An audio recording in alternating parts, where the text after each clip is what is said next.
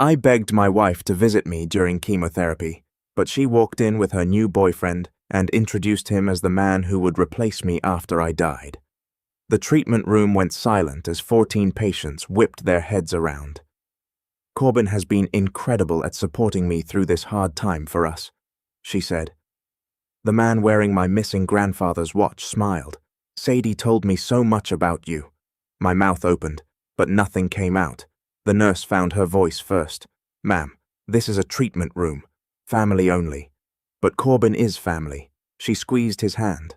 "Or will be soon, when the inevitable finally happens." She checked her phone. "We can't stay. Corbin has a closing at 2. Just wanted you two to meet." They left before I could form words, before I could ask why. That night, alone in our bed, while Sadie was working late, everything clicked. It wasn't just an affair. You see, Corbin was the realtor from her office that she'd mentioned months ago. His wife was deployed overseas, and Corbin was looking for an apartment for when his wife came back. Sadie started staying late the same month he started going to viewings, and as soon as I got diagnosed, Sadie started asking me for money. Suddenly, her cousin's kids had cancer and needed $2,000 per month. She knew I'd recently inherited money, so right after chemo, when I was too exhausted to even think, she'd hand me the withdrawal slips to sign. I put everything together and came to the conclusion that $2,000 was their rent money. Sadie and Corbin had moved in together the day I got diagnosed. 2 days later, I was back in the treatment chair when a woman in an ironed suit arrived. "Wesley Hale?" she asked coldly. "That's me." She put a stack of papers into my hand. "Your wife is petitioning for your medical power of attorney. I'm here on her behalf." I looked down at the papers. She's claiming my brain is too damaged to make my own medical decisions. My voice cracked. "You know she'll stop my treatment and let me die. Why are you helping her?" I asked, tears filling my eyes. The lawyer just shrugged. "Just business, I guess." That's when my phone rang. It was Sadie. "What are you doing?"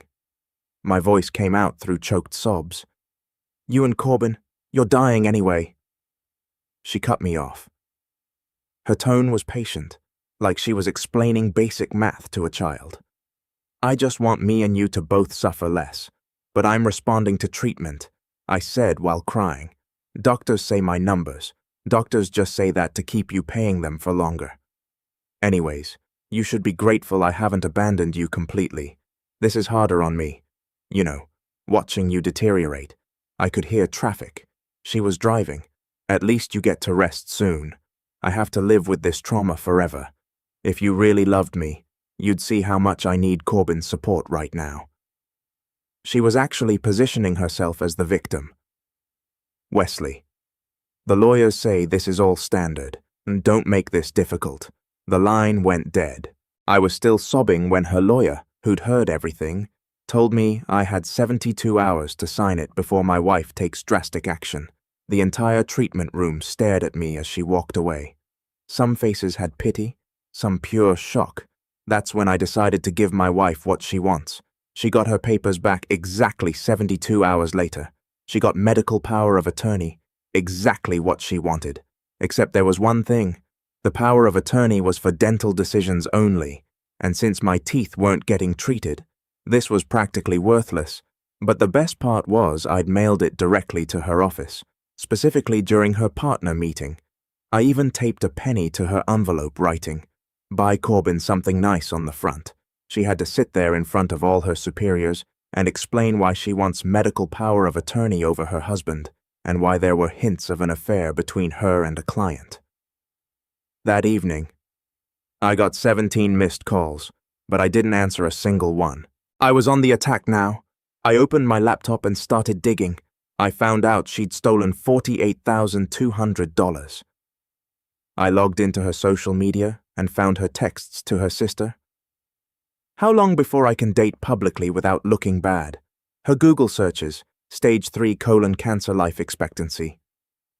I even found out that she'd tried to raise my life insurance 3 separate times, all denied attempts in the last 8 months. all while her social media showed her at cancer support groups wearing ribbons and donating the money she stole from me to cancer research. My lawyer, Claire, was in the middle of drafting up divorce papers when the letter came in. I was actually being summoned to court. Sadie was petitioning to be given control of all my finances, as if she hadn't stolen enough. When the day of court arrived and I walked in, I noticed a scar on Sadie that was never there before. Trial started, and Corbin instantly got on the stand. He sat with his hands folded, practiced concern, and tears plastered all over his face. "I've been close with the family for 2 years now," he started. "Wesley used to be vibrant. He made eye contact with me. But now he's changed. Just last week, he threw his medicine in the trash. Sadie," he started, and cut himself off with a choked sob. "Sadie has a scar on her arm from when he threw boiling water at her." The entire courtroom gasped. Sadie lifted her sleeve, her own tears forming while she touched the scar. "It's true, Your Honor," she added. Even the judge looked disgusted. By the time Corbin was done, they believed they'd won. They didn't realize that chemo wasn't killing just the cancer. It was also killing every part of me that loved Sadie. So, when I got on the stand, they had no idea what was coming. I took a slow breath and looked straight at the judge. My hands were steady as I opened the folder in front of me. "Sadie and I were happy until my diagnosis," I explained, keeping my voice calm and clear. "Then everything changed overnight when she suddenly needed money for her cousin's sick kids." I pulled out the first document, a stack of bank statements highlighted in yellow. "The withdrawals started the exact week I got diagnosed," I said, pointing to the dates, $2,000 every single month. The judge leaned forward in her seat, squinting at the numbers. I watched her eyes move across the page, following the pattern I'd marked. Sadie shifted in her chair.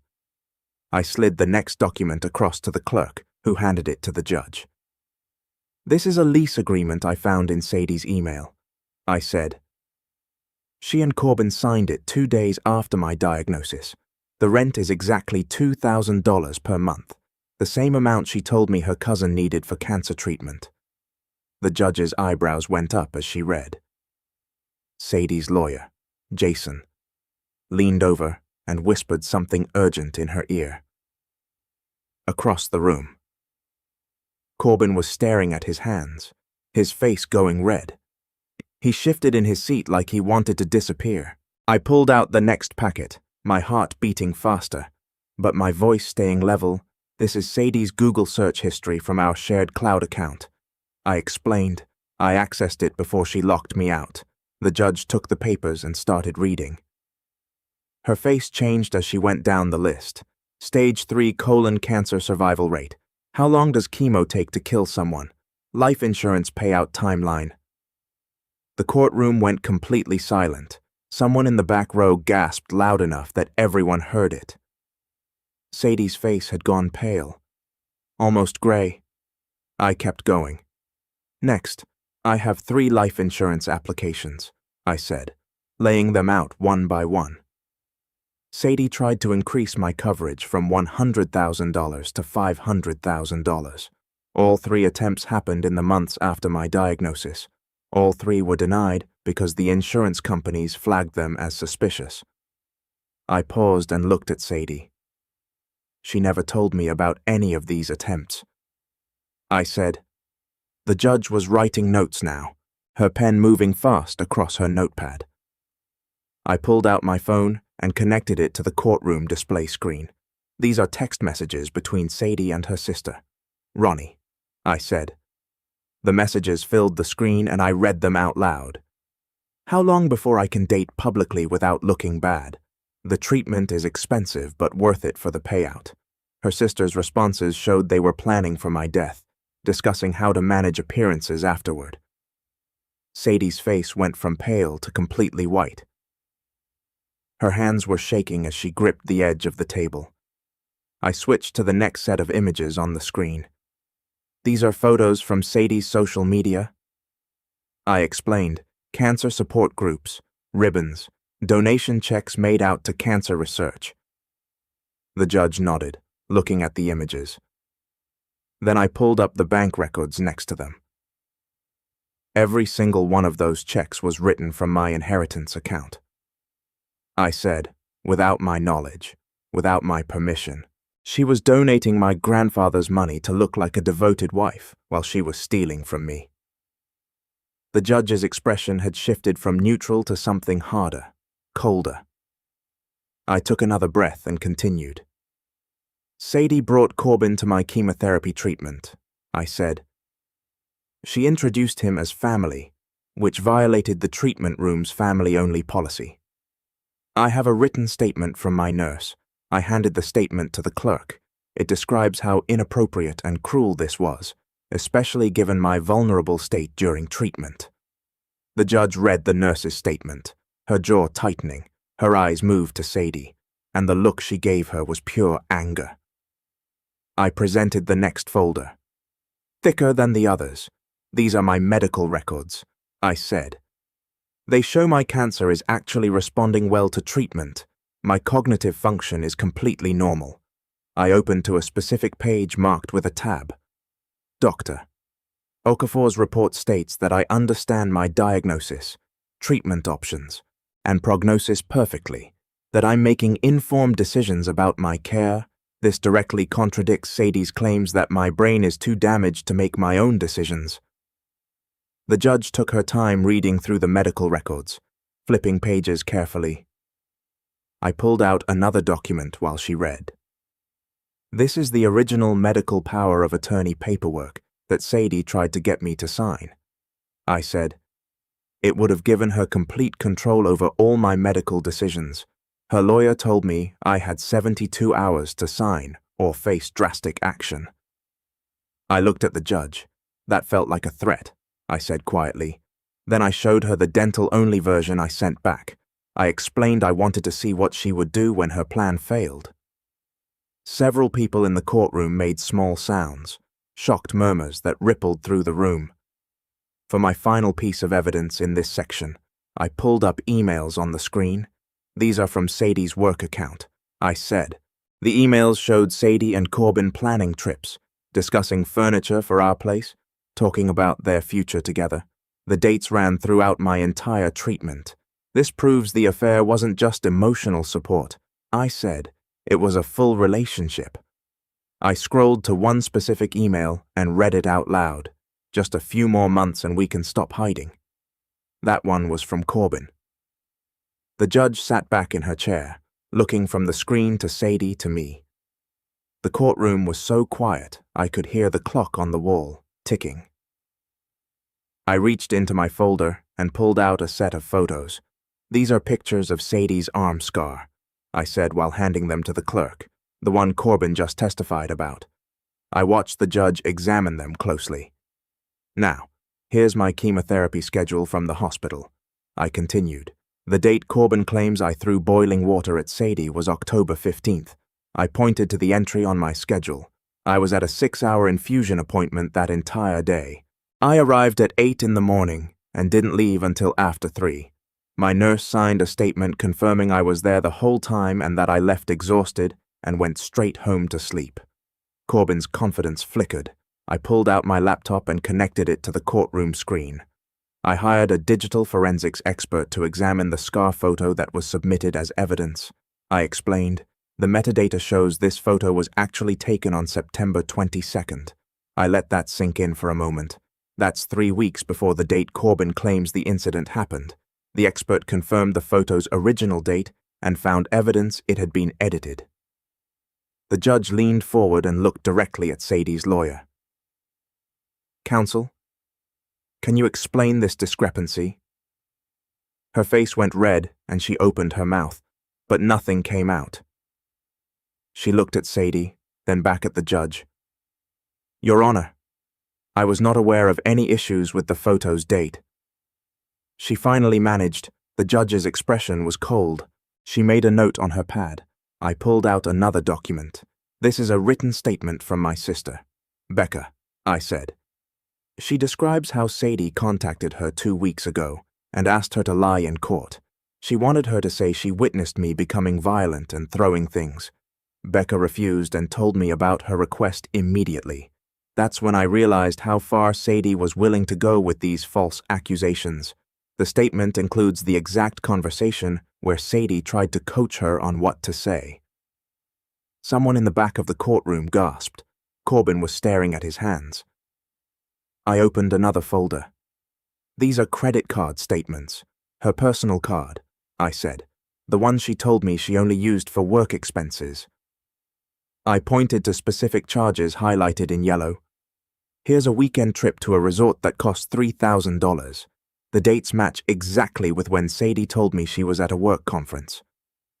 I scrolled through more charges on the screen: expensive restaurants, hotel rooms, jewelry purchases, all while Sadie was telling me we needed to cut costs because of my medical bills. I looked at the judge. That weekend trip happened while I was recovering from a particularly brutal chemo session. I could barely get out of bed. I presented my next set of documents. These are the fake charity documents Sadie created for her supposed cousin's kids with cancer. I explained, made up names, a fabricated donation page, the whole thing.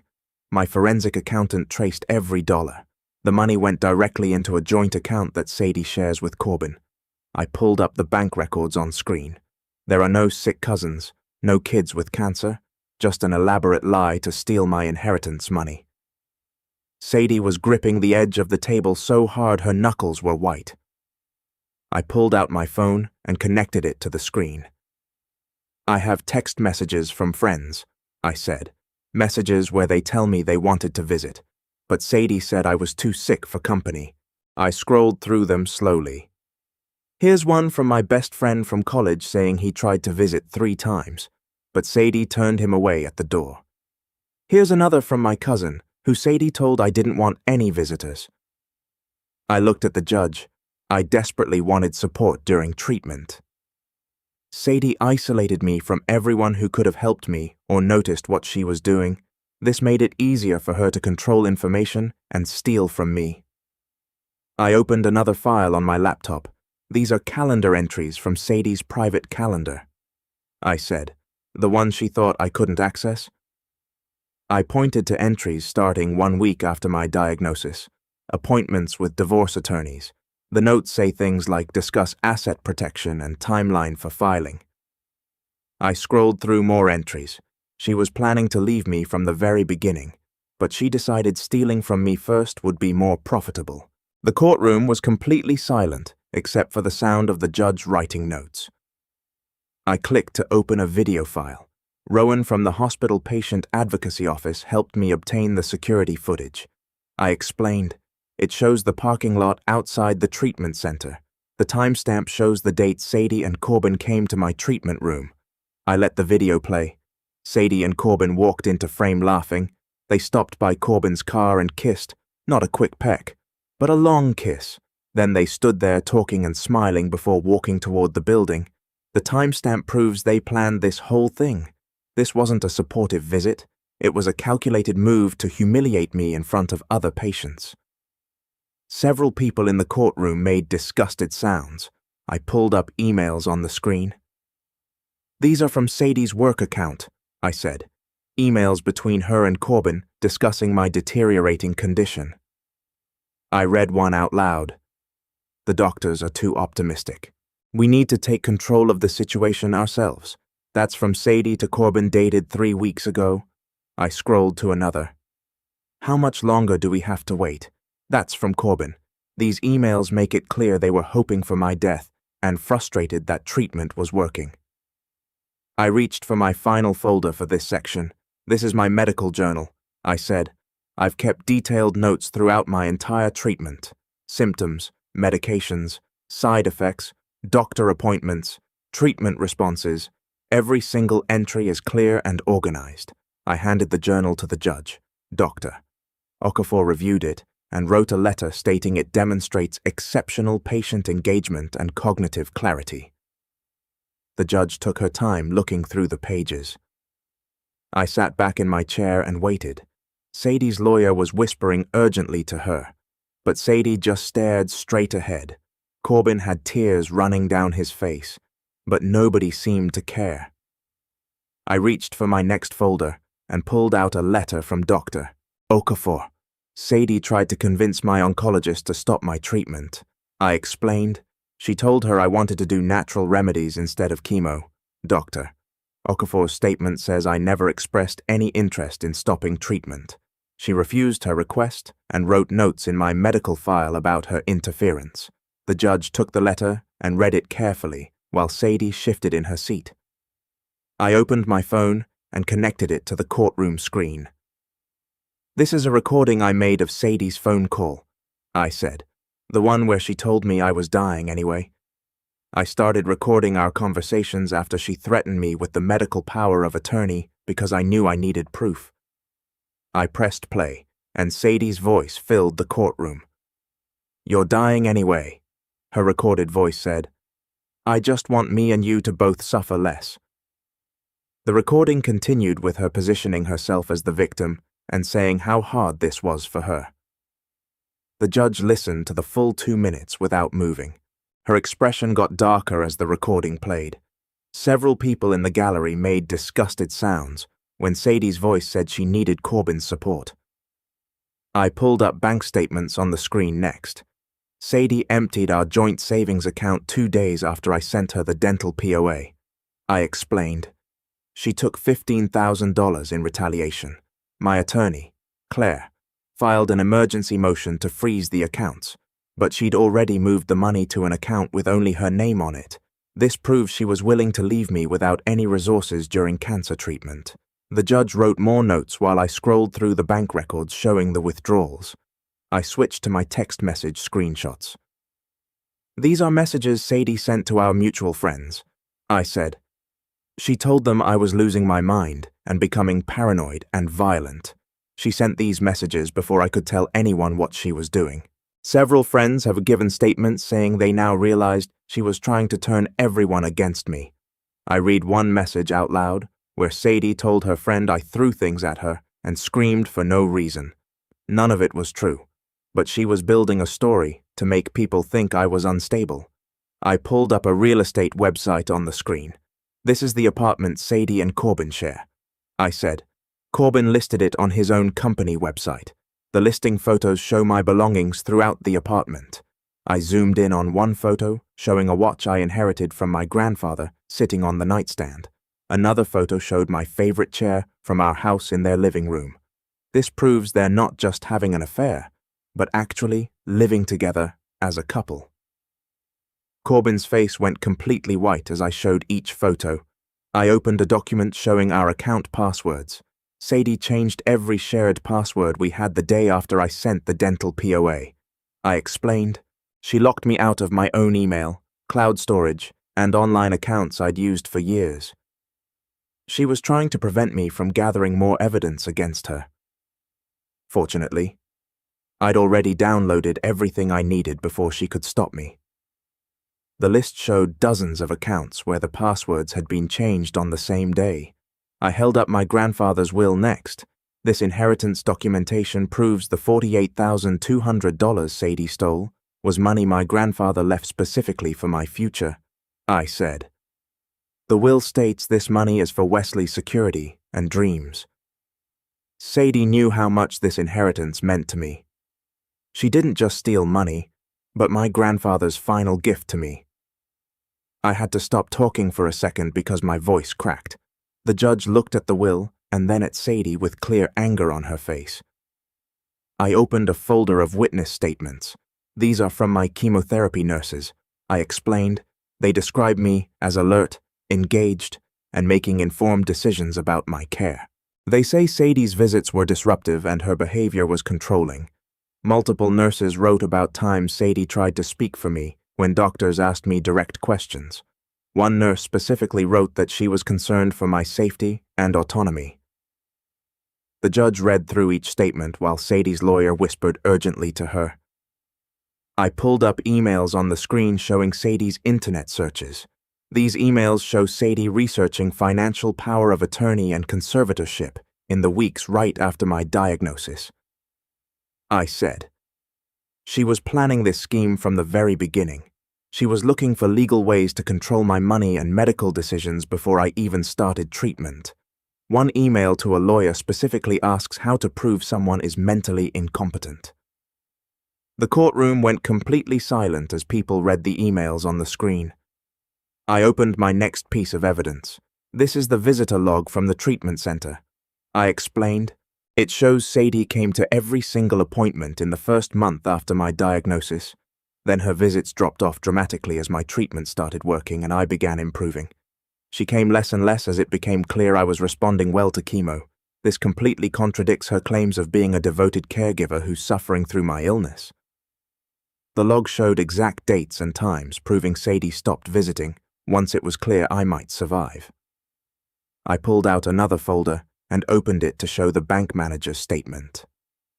I explained how Sadie went to our bank 3 weeks after my diagnosis and told them I was mentally unfit to manage my own accounts. She asked them to give her sole control over everything, including my inheritance money. The bank manager refused because I'd been in just 2 days before handling my own business perfectly fine, and she thought her request was suspicious. She filed a report with Adult Protective Services about possible financial abuse. The statement described Sadie as aggressive and demanding, insisting I was too sick to think clearly. The judge read the statement carefully while Sadie's lawyer flipped through papers, looking for something to object to. I held up my next document, a thick packet of test results. These are my cognitive assessment results from last month. I said, Rowan helped me arrange testing through the hospital after Sadie started claiming brain damage. The neuropsychological evaluation tested my memory, reasoning, problem-solving, and decision-making abilities. Every single score came back in the normal to above average range. There is zero evidence of any brain damage or cognitive problems. The psychologist who tested me wrote that I demonstrated excellent mental capacity and full understanding of my medical and financial situation. I watched Sadie's face go red as the judge examined each page of test results. I opened my laptop and turned it toward the judge to show social media screenshots. These are posts from Corbin's accounts, I explained. He called Sadie my love in the captions and posted photos of their apartment with romantic messages. He tagged the location and wrote things like home sweet home and building our future together. He deleted all these posts right after I sent the dental power of attorney to Sadie's office. But I'd already taken screenshots of everything. The posts are dated throughout my entire treatment, starting just days after my diagnosis. This wasn't something that developed recently, like they want everyone to believe. One post from 2 months ago shows Sadie cooking in their kitchen with the caption, "Building a home with the one who gets me." I presented the timeline that Claire helped me create, a large poster board with dates, events, and connections mapped out in different colors. This shows every major action Sadie took against me, I said, and when each one happened, the pattern is clear. Every time I had good news from my doctors, Sadie escalated her attempts to control me. When my tumor markers improved in July, she tried to increase my life insurance that same week. When I responded well to my 3rd chemo session in August, she filed for medical power of attorney 3 days later. When my scans showed the cancer was shrinking in September, she went to the bank claiming I was mentally unfit. She got more desperate every time it looked like I might actually survive. The judge studied the timeline for several minutes, tracing the connections with her finger. I held up a stack of handwritten statements from my neighbors. These are from the people who live on my street, I explained. 3 different neighbors saw Sadie moving belongings out of our house in the middle of the night during my first month of treatment. They saw her loading furniture, boxes, and personal items into a truck at 2 a.m. One neighbor almost called the police because they thought we were being robbed. Sadie was literally emptying our home while I was too sick from chemo to notice what was happening. She took the couch my grandfather gave us, the TV we bought together, even kitchen appliances. My neighbor, Mr. Ruiz, wrote that he saw her make 4 trips over 2 weeks, always late at night when she thought no one was watching. I opened another document from my medical file. Sadie tried to get Dr. Okafor to prescribe me anti-anxiety medication and sleeping pills, I said. She called her office claiming I was having panic attacks and couldn't sleep, that I was becoming unstable and needed medication to calm down.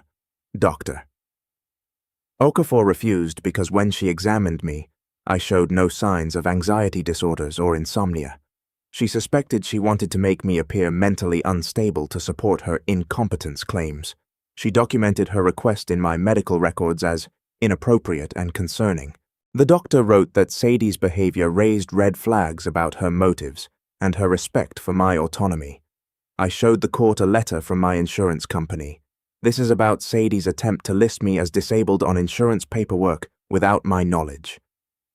I explained. She filled out forms claiming I was unable to work or manage my own affairs due to my cancer treatment. The insurance company has a policy of contacting patients directly to verify disability claims, which is how I found out what she was doing. I told them I'm not disabled and I'm managing my own affairs just fine. They sent me this letter confirming they rejected her claim and noted my statement that the paperwork was filed without my consent or knowledge. I pulled up emails on the screen, and several people in the courtroom leaned forward to read them. These are messages between Sadie and Corbin discussing how to handle me if I became difficult about the medical power of attorney. I said. They talked about different strategies, including threatening to have me committed to a psychiatric facility. One email from Sadie says, "If he fights this, we'll have to claim he's a danger to himself," Corbin replied, suggesting they document any erratic behavior to build a case. Another email discusses getting me declared incompetent through the courts if I refuse to sign over control. Reading these emails out loud made several people in the courtroom look visibly upset, and one man in the back shook his head in disgust. I presented my employment records next, showing my work schedule and performance reviews. I've been working part-time throughout my entire treatment. I explained, I manage projects, meet deadlines, and communicate with clients and co-workers. My boss provided a statement calling me reliable, professional, and fully capable. She wrote that my work quality never declined even during treatment, and that I always informed her in advance when I needed time off for appointments. This directly contradicts Sadie's claims that I'm too impaired to function or make decisions. If I can manage a job and professional responsibilities during chemotherapy, I can certainly manage my own medical and financial affairs. I held up my next piece of evidence, consultation notes from 3 different divorce attorneys. Claire subpoenaed these records, I said, and they show Sadie met with divorce lawyers starting 1 week after my diagnosis. The notes document what Sadie asked about in each consultation. She wanted to know about hiding assets so I couldn't access them in a divorce. She asked about minimizing spousal support payments. She specifically asked whether a terminal illness diagnosis affected divorce settlements and if she'd be required to pay my medical bills if we separated. These notes prove she was planning her exit strategy from the very beginning, while pretending to support me through cancer treatment. One attorney wrote that Sadie seemed more concerned about protecting her money than about her sick husband, and that made her uncomfortable enough to decline to represent her. I pulled out my next folder and opened it to show the family isolation evidence. I explained how Sadie told my parents and my sister that I didn't want visitors because stress was bad for my treatment. My mom's written statement said she respected what she thought were my wishes and stayed away even though it broke her heart. My dad wrote that he called Sadie every week asking to visit, and Sadie always said I was too tired or too sick. My sister Becca provided the longest statement describing how Sadie told her I specifically asked not to see her because we'd had a fight, which was completely made up. She believed her for 3 months until she finally showed up at my apartment anyway and found me alone, weak from chemo, and desperate for company. That's when she realized Sadie had been lying to everyone. I watched several people in the courtroom shake their heads as I read these statements out loud. Sadie had cut me off from the people who loved me most during the hardest time of my life. I moved to my financial records next and spread them across the evidence table. I explained that I've been managing my own money throughout my entire treatment, and these records prove it. My bank statements show I pay my rent on time every month. I pay my utilities. I manage my medical bills and insurance claims. My credit score is 780, which is excellent, and I've never missed a single payment on anything. I successfully managed my grandfather's inheritance money and made smart decisions about where to keep it and how to use it until Sadie started stealing from it. Every transaction is documented. Every bill is paid. Every financial choice I made was sound and responsible. This demonstrates exactly the kind of mental capacity Sadie claims I don't have. If I can manage complex financial decisions during chemotherapy, I can certainly handle my own affairs. The judge leaned forward to look at my credit report and bank statements while I explained each document. I pulled out the hospital incident report that Rowan helped me get and held it up for the court. This is the official documentation from the day Sadie brought Corbin to my chemotherapy treatment. The report describes their visit as disruptive and inappropriate, given the treatment room's family-only policy. It notes that I was visibly upset and distressed after they left. The nurse who filed the report wrote that Sadie showed concerning disregard for my well-being, and that bringing her boyfriend to meet me during chemo was cruel and unusual. The report also documents that other patients complained about the disruption and that security had to be notified. Rowan's signature is on the report as the patient advocate who reviewed the incident. I explained that this report proves Sadie's pattern of using my vulnerable moments to hurt and control me. I picked up my phone and pulled up the text messages I'd saved between Sadie and Corbin. I read them out loud for the court. Sadie wrote to Corbin 2 weeks ago saying I'd be gone soon and they could finally start their real life together. Corbin replied, asking if she thought it would be much longer. Sadie said the doctors were too optimistic, but nature would take its course. Another message from last week shows Sadie telling Corbin that the sooner this is over, the sooner we're free. She wrote that she's tired of pretending to care and just wants to move on with her life. I watched Corbin's face go pale as I read these messages. He hadn't realized I had access to Sadie's texts. The judge asked to see my phone, and I handed it over so she could verify the messages were real. I explained my documentation process next, and why I started keeping such detailed records. After the treatment room incident, when Sadie introduced Corbin, I knew she was dangerous and I needed proof of everything. I've kept copies of every document, every bank statement, every medical record. I recorded phone conversations when it was legal to do so in our state. I took screenshots of texts and emails before Sadie could delete them. I built this entire case with help from Claire, who guided me on what evidence would matter in court. I organized everything by date and category, so nothing would be lost or confused. This level of planning and organization demonstrates the exact kind of mental clarity and capacity that Sadie claims I lack. If my brain was really too damaged to make decisions, I couldn't have assembled this comprehensive case against her. I held up my final piece of evidence and told the court this was the most important thing they'd hear today. I pulled out a small recording device and explained that I recorded a conversation between Sadie and her sister, Ronnie. 3 weeks ago, I pressed play and Sadie's voice filled the courtroom. She told her sister she's counting down the days until I die, and they discussed how she'd spend the life insurance money. Her sister Ronnie asked if she felt guilty about any of this. Sadie laughed and said he's dying anyway, so I might as well benefit from it. She said the cancer is doing her work for her, and all she has to do is wait. The recording played for 2 full minutes, and the courtroom went completely silent. Several people looked shocked and disgusted. The judge's expression turned hard and angry as she listened. When the recording ended, I turned it off and set it on the evidence table. Nobody said anything for several long seconds. I looked directly at the judge and told her, I'm fighting for my life in 2 ways right now. I'm fighting cancer with chemotherapy and medical treatment, and I'm fighting my wife who wants me to die so she can take my money and be with her boyfriend. I explained that I need the court's protection to make sure I can continue my treatment without Sadie interfering or stealing more of my resources. I asked for an emergency protective order to keep her away from me and my medical facilities. I asked for immediate separation of all our finances so she can't take anything else. I asked for a criminal investigation into her theft and fraud. I told the judge that Sadie has already stolen over $48,000 from me and tried to gain control of my medical decisions so she could stop my treatment. I need the court to protect me so I can focus on surviving cancer instead of fighting off my wife. The judge nodded slowly and made notes while I spoke. She announced a short recess to review all the evidence I'd presented. I stepped down from the witness stand and sat next to Claire at our table. My hands were shaking and I felt completely drained from reliving everything. Claire squeezed my shoulder and whispered that I did an amazing job.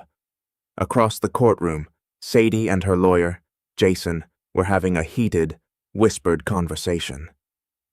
Sadie kept gesturing angrily while Jason shook his head and looked through his papers. Corbin sat alone 3 rows back, looking pale and scared. He kept glancing at the door like he wanted to run. The 15-minute recess felt like hours. When the judge returned, her expression was stern and focused. She sat down and looked directly at Sadie before speaking. She denied her petition for financial control immediately. Her voice was firm as she stated that I've demonstrated exceptional mental capacity and that Sadie's claims are not only unsupported but contradicted by overwhelming evidence. She said the evidence shows Sadie has been systematically stealing from me, lying to my family, and attempting to interfere with my medical care. She ordered an immediate freeze on all our joint accounts. She required Sadie to provide a full accounting of every penny she's withdrawn from our accounts in the past year. She said if she can't account for the money, she'll assume it was stolen. Sadie's face went from pale white to bright red as she spoke. Her lawyer tried to interrupt, but the judge held up her hand for silence. She continued by granting me an emergency protective order. Sadie has to stay at least 500 feet away from me at all times.